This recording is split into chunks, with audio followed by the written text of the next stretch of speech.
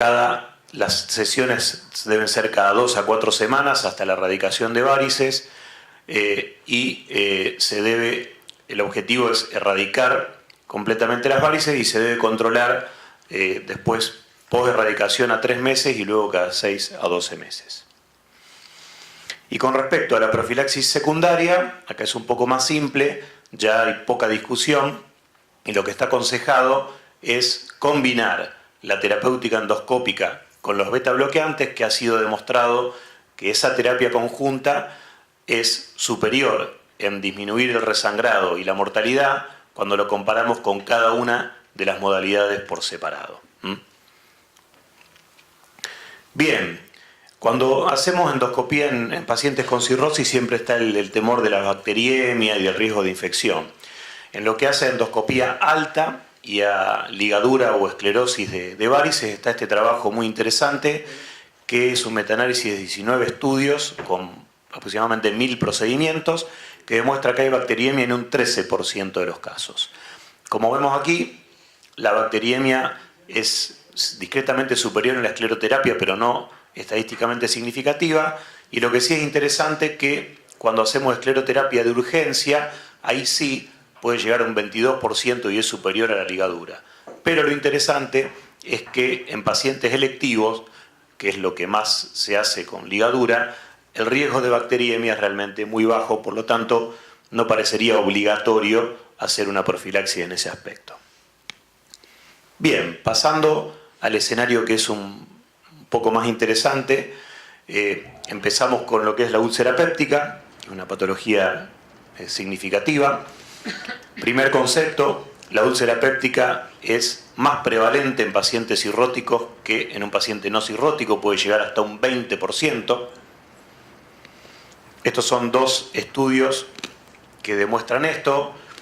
Pacientes cirróticos sometidos a screening endoscópico, más de 300 pacientes cirróticos, un 11,7% tenían úlcera péptica, mayoritariamente duodenal, y lo interesante es que el 70% eran totalmente asintomáticos. Y este otro trabajo también, con más de 100 cirróticos, 16% presentaban úlcera gastroduodenal. Lo interesante es que el porcentaje de Helicobacter pylori como causa de úlcera gastroduodenal es bastante bajo, como lo vamos a ver en otro trabajo. Ahora bien, la úlcera péptica como causa de sangrado, sabemos que los pacientes cirróticos generalmente sangran por varices, pero un porcentaje que puede llegar a cerca del 20% sangran por úlcera péptica. Ahora bien, cuando comparamos pacientes cirróticos que sangran por úlcera péptica versus pacientes que sangran por úlcera péptica sin cirrosis, podemos ver este trabajo, 200 pacientes que sangraron, 29 cirróticos, 174 no cirróticos. Las características de la úlcera son similares, tanto en cirróticos como no cirróticos, mayoritariamente duodenal. El tamaño de la úlcera es similar y las características endoscópicas, la clasificación de Forrest, también es similar en pacientes cirróticos o no cirróticos. Lo interesante está acá, en la etiología de la úlcera péptica, llamativamente los pacientes cirróticos tienen una alta etiología idiopática, se especula que puede ser el contacto con el alcohol, entre otras cosas, una baja prevalencia de Helicobacter pylori en comparación con los pacientes no cirróticos. Y esto también es interesante, cuál es el pronóstico de los pacientes comparados sangrando por úlceras cirróticos y no cirróticos.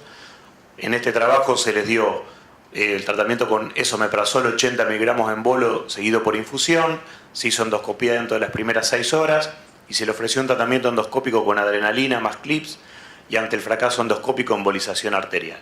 Con esa modalidad de tratamiento, fíjense que tanto en pacientes cirróticos como no cirróticos, la tasa de resangrado fue baja, la cirugía fue muy poco necesaria y la mortalidad fue menor al 5% y no hubo diferencia entre ambos grupos.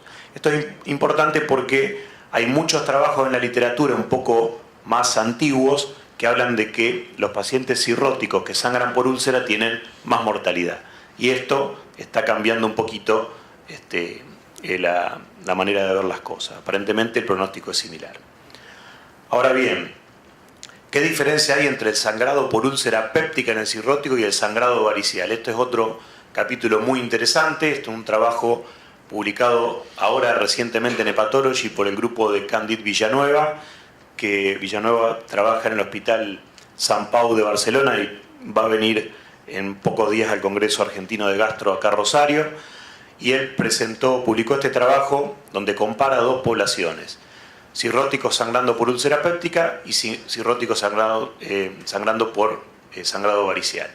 Lo interesante es que los pacientes que sangran por úlcera péptica son mayores, tienen menos ascitis, son más alcoholistas, y lo interesante también está aquí que no existe una diferencia en el grado de insuficiencia hepática. O sea, sangran los dos teniendo el mismo grado de insuficiencia hepática.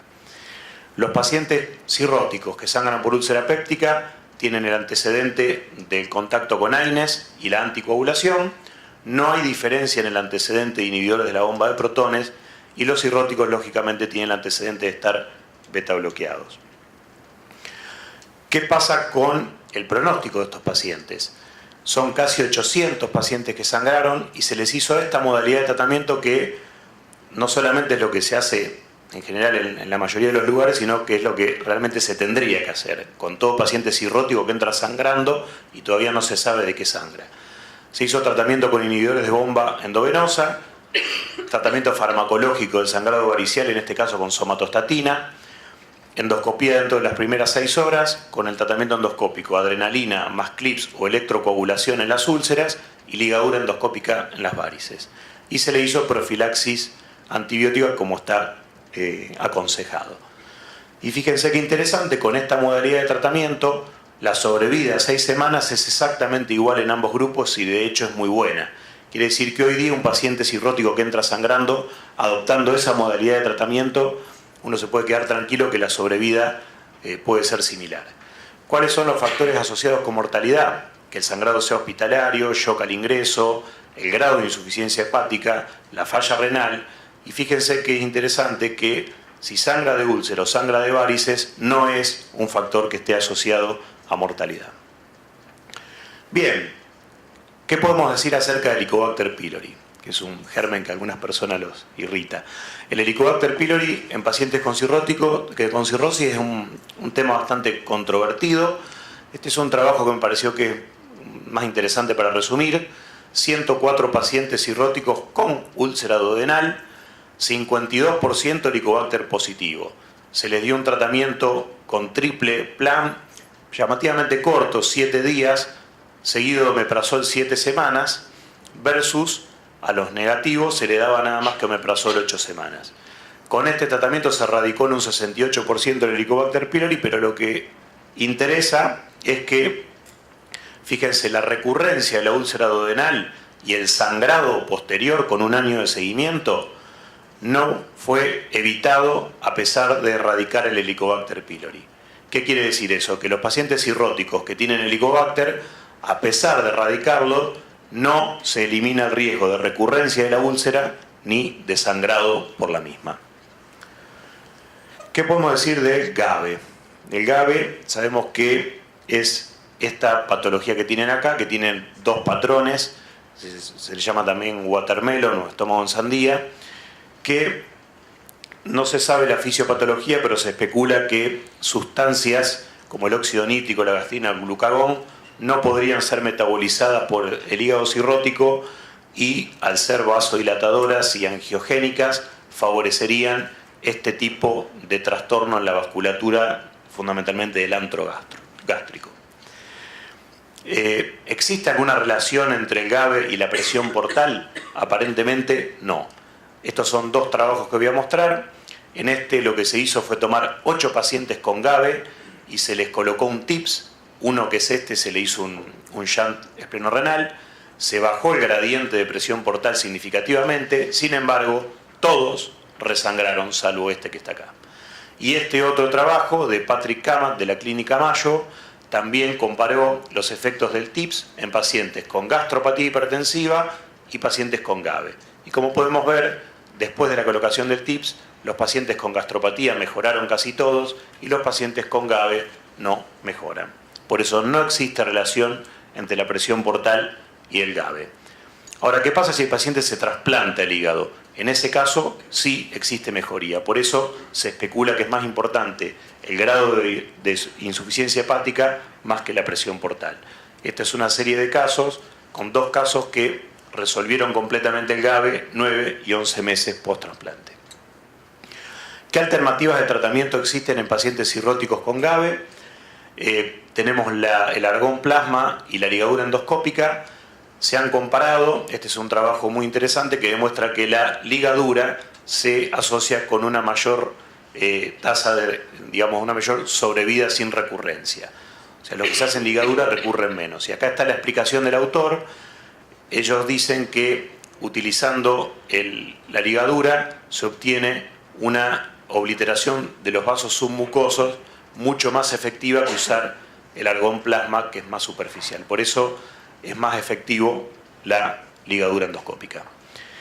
Esto es interesante, un poco más reciente, el uso de la ablación por radiofrecuencia en esta patología, utilizando un catéter que tiene un poco más de superficie que el que se usa para el esófago de Barrett, que puede ablacionar de esta manera una gran superficie del estómago.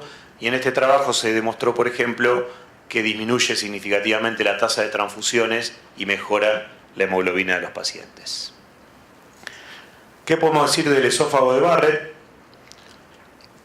Por suerte, en los pacientes cirróticos que se someten a endoscopía candidatos a trasplante hepático es muy poco frecuente, 2% de ellos pueden tener Barrett. El problema es que los que lo tienen se ha reportado que pueden tener una velocidad de progresión mucho más rápida. Este es un trabajo